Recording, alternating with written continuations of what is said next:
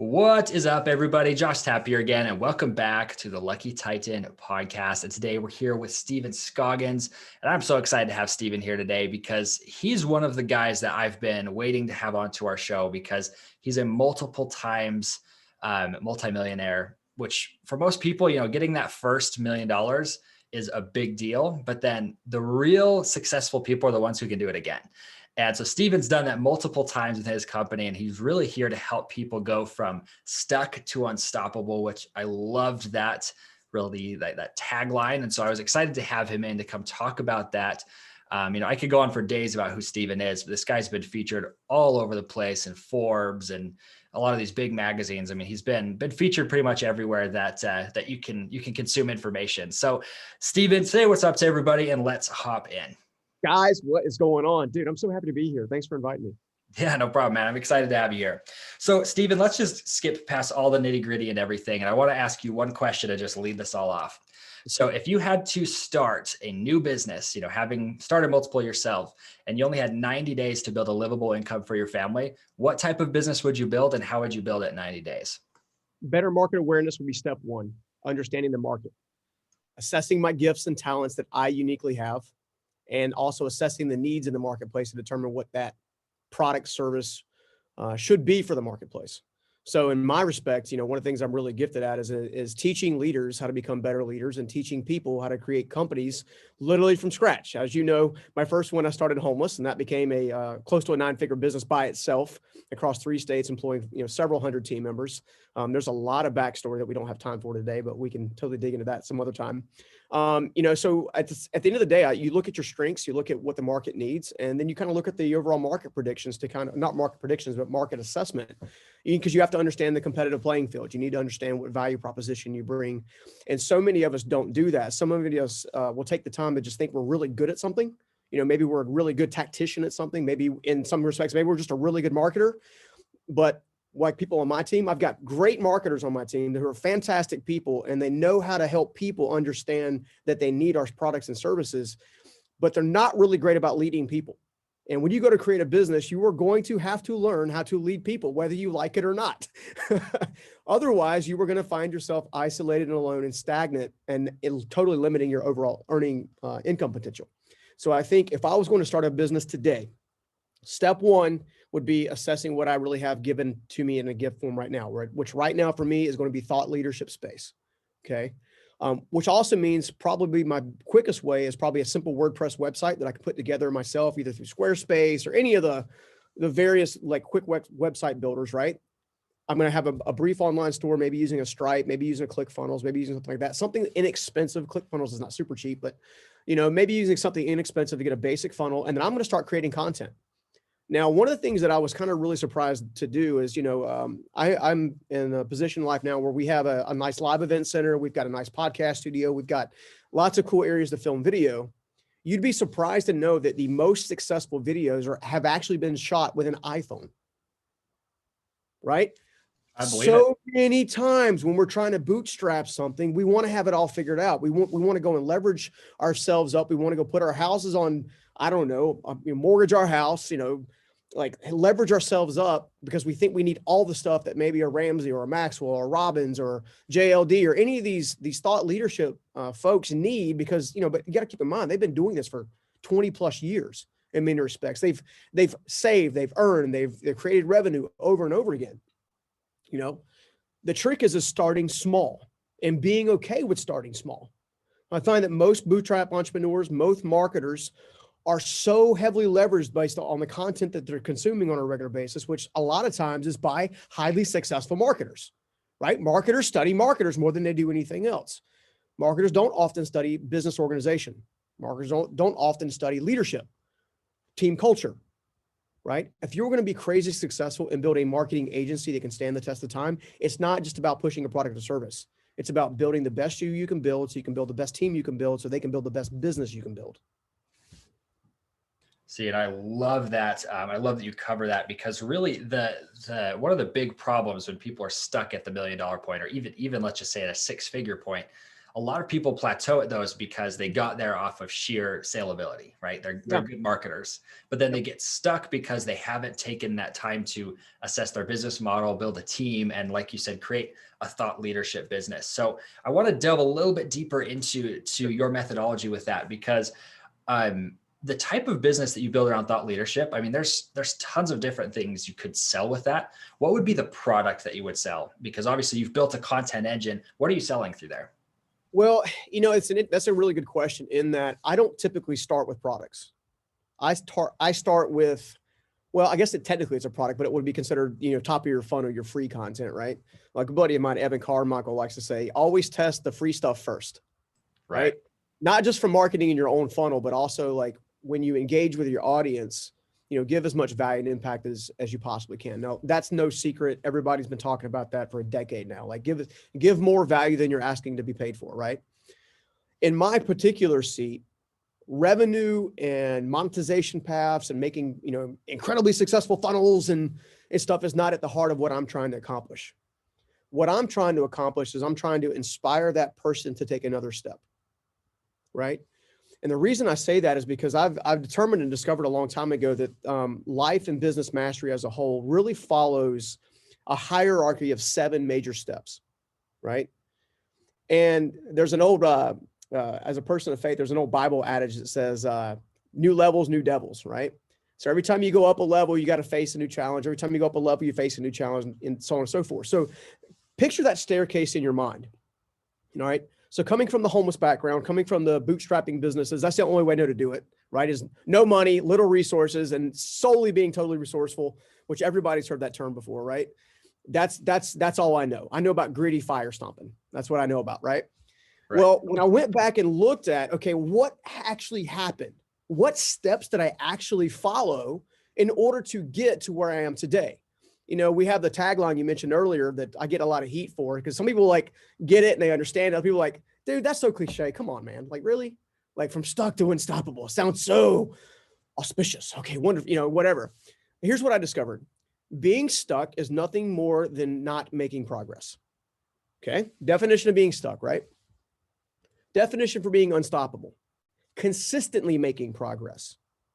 It's all about the journey, not the destination, right? So the 7 steps that I'm going to mention to you, I call them 7 levels of life mastery. It can be used for life and business all day long. It's also a very similar journey that a customer wants to experience when they engage with you, which is why I think it'll help your marketers. And that is, first of all, there's the awakening, right? There's the awareness, if you will, the awakening that you need something different, right? For some people, it's because they're flat out broke. They're tired of living paycheck to paycheck. They're like I was. They're tired of living in roach infested, having their lights and their telephone shut off, and dealing with all that kind of stuff. For some, it's that I hate my boss. Like, I'm so sick of working for this dude. He's a jerk. He never treats me right. I don't like. For some, it's going to be completely different. But the reality is we all face what we refer to as an awakening moment, and the awakening is nothing more than realizing that I want something more, and that I want to do something about it, right? A lot of us say we want a new life. A lot of us say we want new products. A lot of us say we want new services, and we want to build a business, and we want to create a marketing agency, and we want to do videos, and we want to do websites. We want to do optimizations, and we're looking at optimized press and click funnels and all these parts and pieces. But for some of us, and I've experienced a lot with marketers that I have working for me, there's this element of all thought, no action. Like, all the new tactics, I'm constantly studying new tactics, right? I'm like, stop studying the tactics and just do something, right? Just, I don't care. Free ebook, try it, right? Let's see what happens. That kind of stuff, like to get going. So you have this awakening phase. Well, then you have this awareness phase, if you will. So level 2 would kind of be awareness. It's like understanding that you are who you are, but more importantly, you are where you are today because that's all you've allowed yourself to be. Right? John Maxwell used to say a long time ago that the organization is limited by their leader, right? The scalability of your business will always be limited by your ability to scale yourself. The biggest mistake I made, bar none, in all of my businesses, all the way across the board, is trying to build a business without building myself.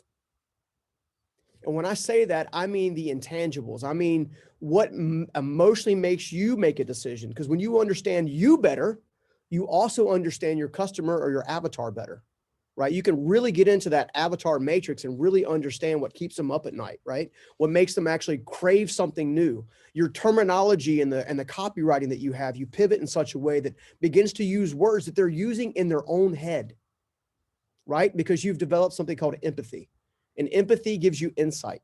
And as you create more empathy, you gain more insight. All of a sudden you have more copywriting capabilities. Well, you only get there through awareness. Okay. So we have the awakening, we have the awareness.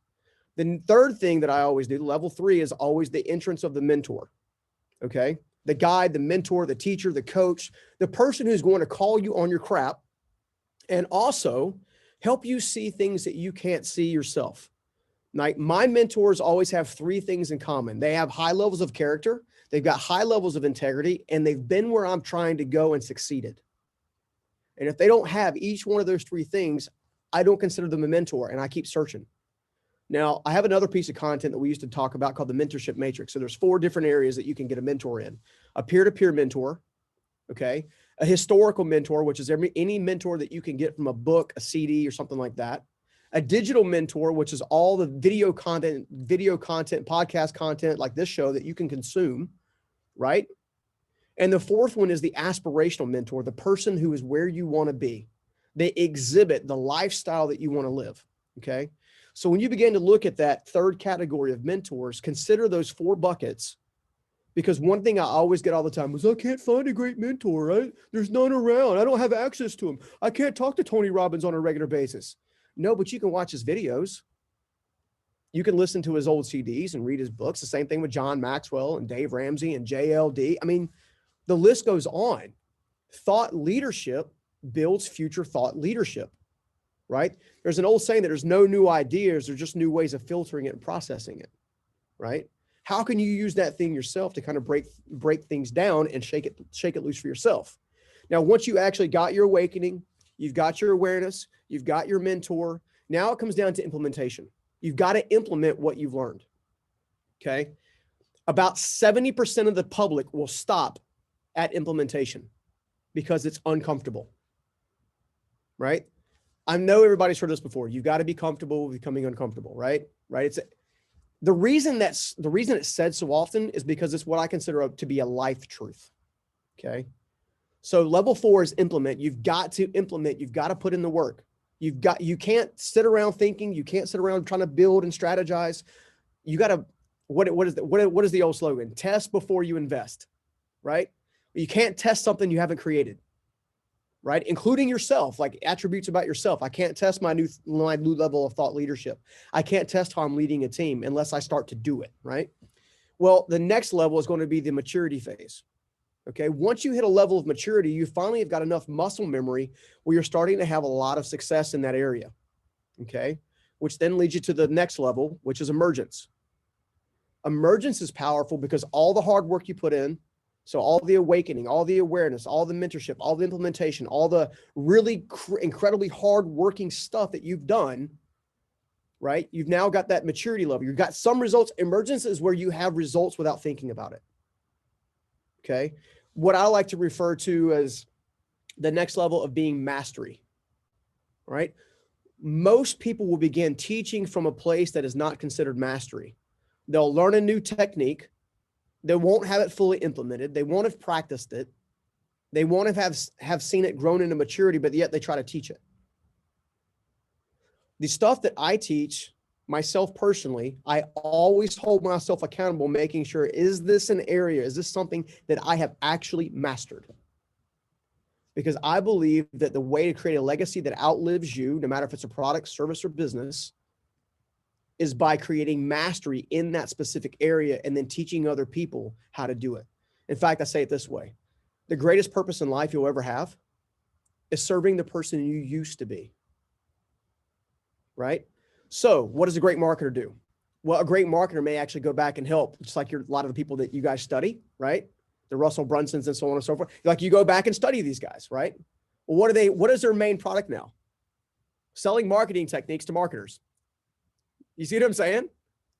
Yeah, There's it's really interesting to see that that's the progression. I feel like for most people, they're like, oh, I learned something, immediately I'm going to start teaching it and be a exactly. coach to coaches, right? Yeah, exactly. And then there's some wisdom to being one or two steps ahead and learning something new. It could be, but you got to position it. Hey, look, this is something I'm not incredibly masterful at, but it's something I'm implementing, I'm seeing success in.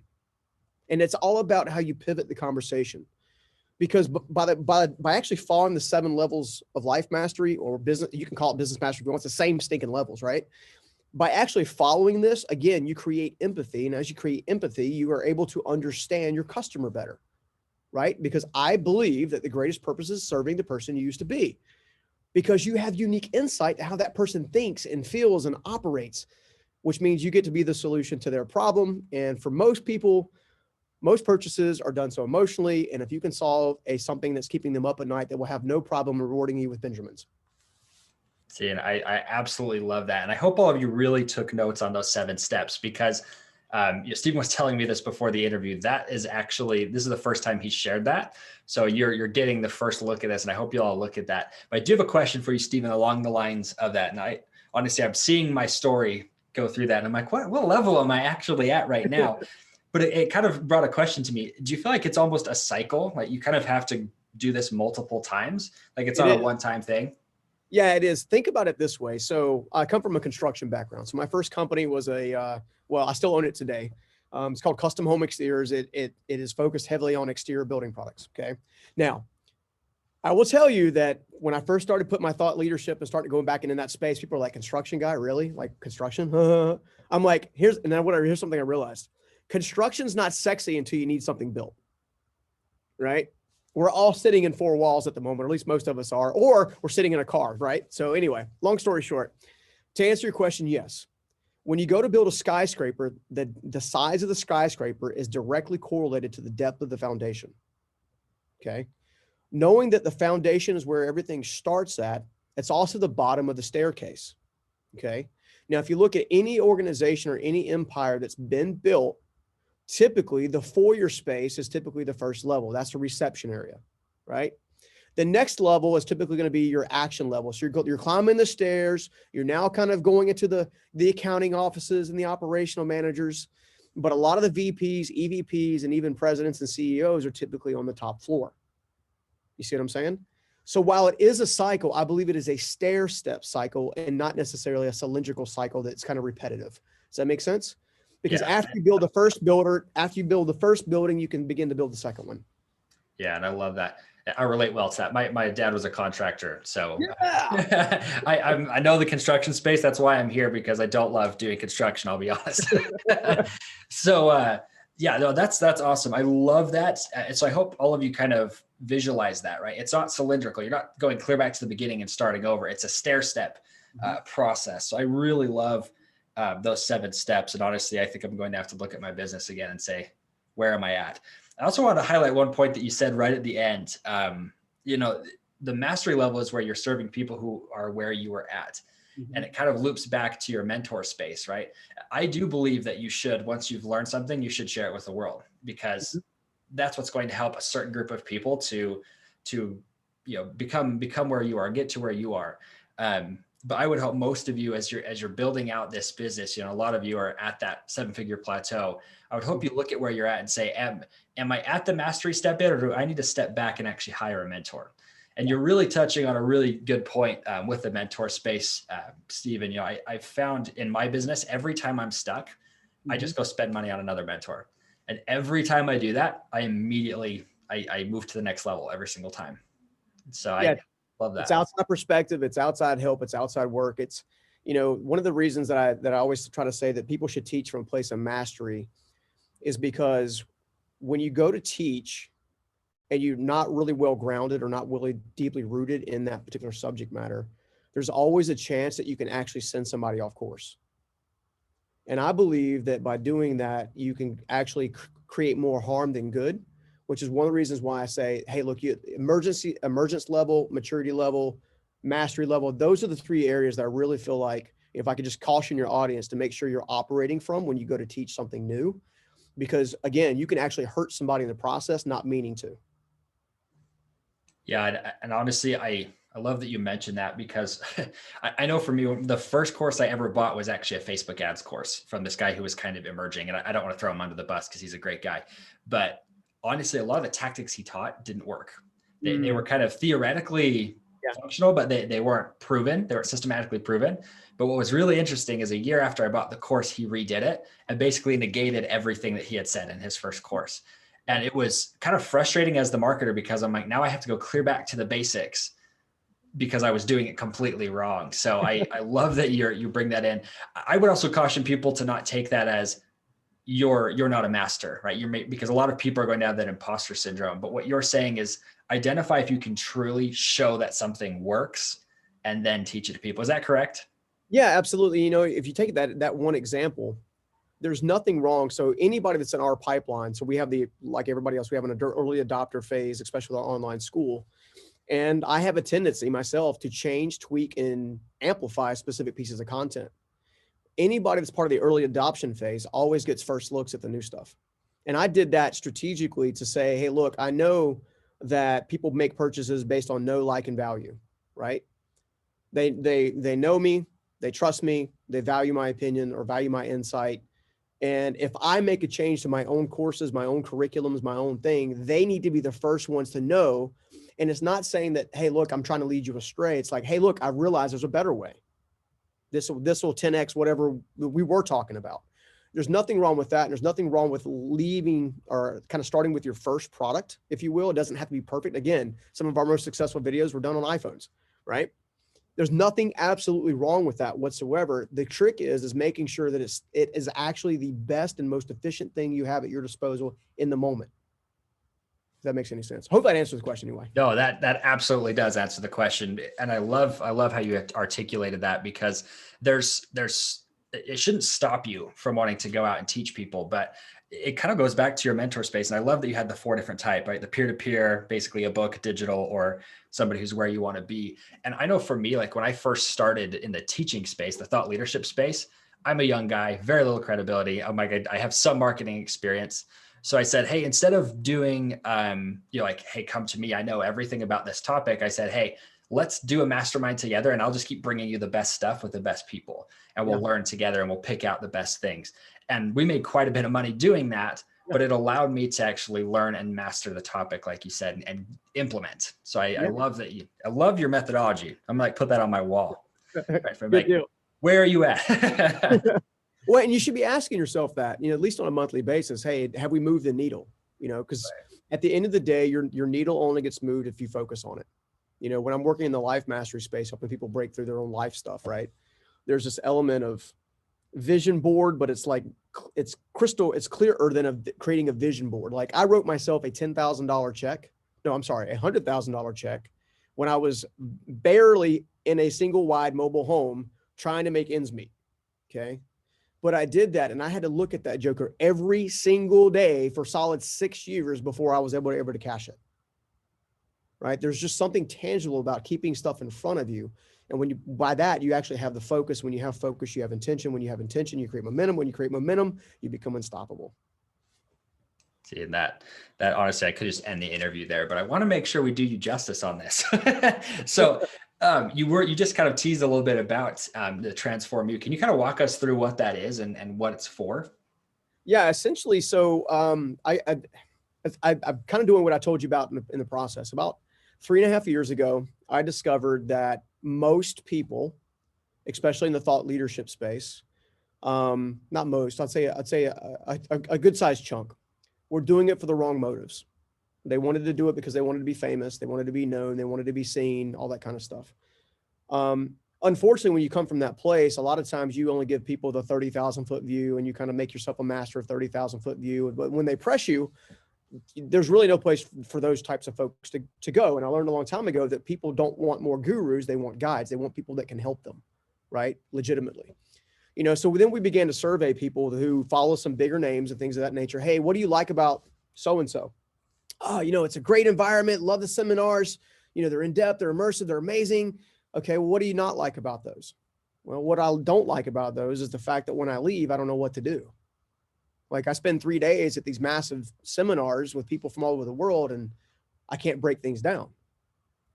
So what I discovered is people needed a process to break things down, right? Most of us silo ourselves in such a way that we come from our past bleeds into our present. And if we're not careful, it becomes our future. And then somewhere in the future, the 35-year-old, the 45-year-old, the 55-year-old self goes, oh crap, I don't know where my life's going. I don't know who I am. I don't know what to do. And I really discovered that purpose comes from answering 3 specific questions. Who am I? Why am I here? And what do I do about it? So what I did was I took the time to dedicate all of my energy into looking over my life, going back to that serve the person you used to be, looking for what actually worked, taking the time to break things down to a granular level, and then packaging it in such a way that it forces someone to go step by step by step by step.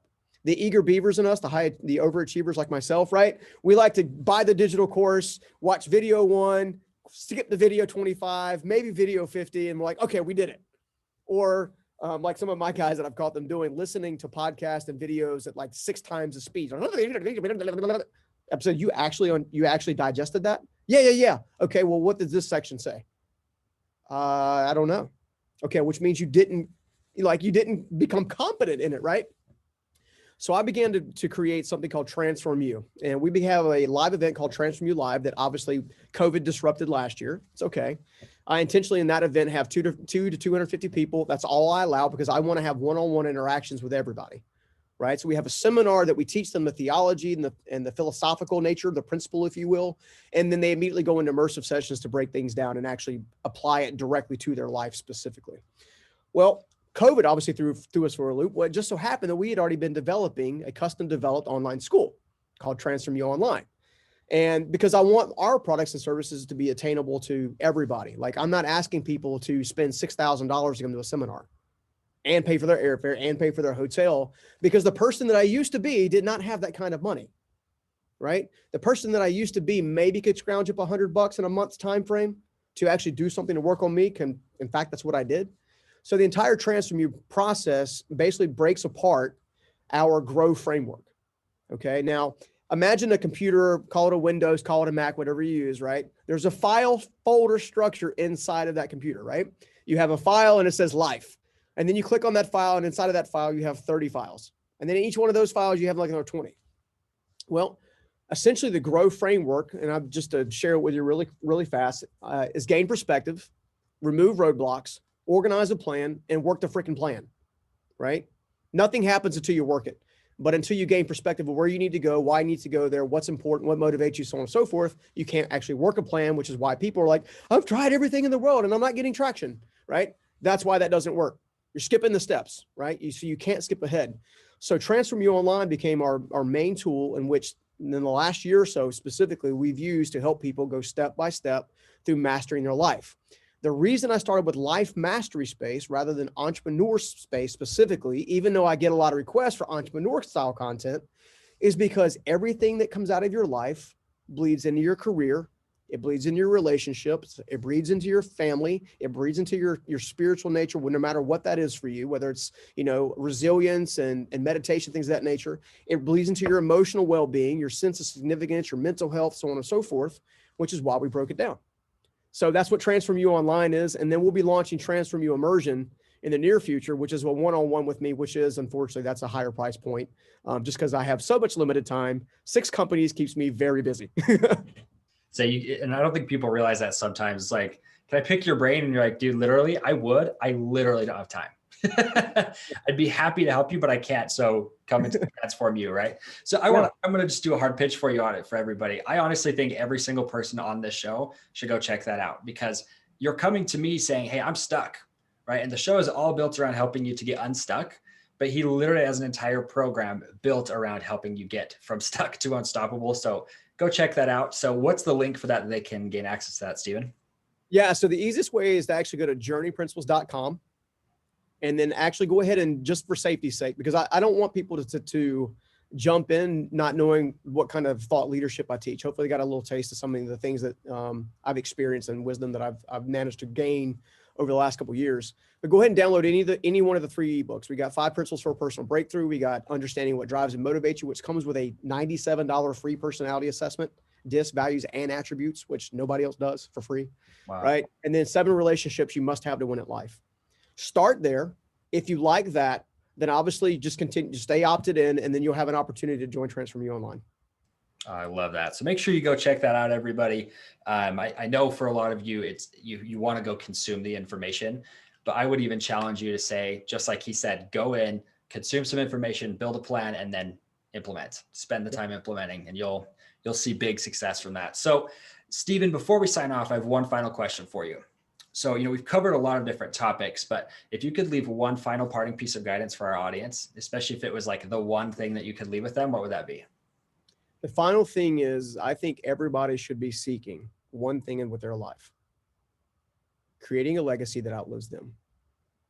And the reason I say that is I'm sitting here today, a man who was homeless, suicidal, because someone else chose to believe in me when I didn't believe in myself. His name was Steve Myrick, my very first mentor. He never got to see 6 businesses. He never got to see me sharing the world stage. He never got to see me on social media and creating videos and podcasts. He never got to see any of that. Instead, everyone who comes in contact with me hears the name Steve Myrick, because he created a legacy that outlived him through me. And my goal is to do that at scale. So ask yourself, with your professional career, with your relationships, with your gifts, with your talents, what legacy can I leave behind me that can outlive me? And until you have the answer to that question, don't stop looking.